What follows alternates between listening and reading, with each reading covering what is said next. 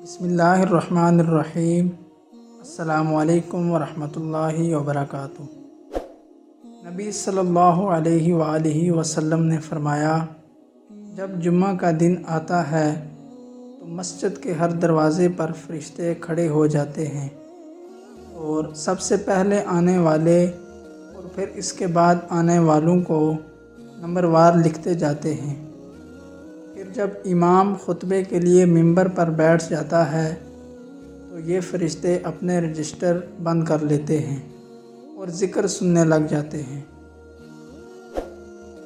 نبی صلی اللہ علیہ وآلہ وسلم نے فرمایا، جس نے جمعہ کا دن اچھی طرح غسل کیا اور مسجد جلدی آیا، پیدل چل کر آیا، سوار ہو کر نہیں، امام کے قریب بیٹھا، خطبہ سنا اور اس نے کوئی بیہودہ حرکت نہیں کی تو اس کے لیے ہر قدم کے بدلے 1 سال کے روزوں اور رات کے نفلوں کا ثواب ہے۔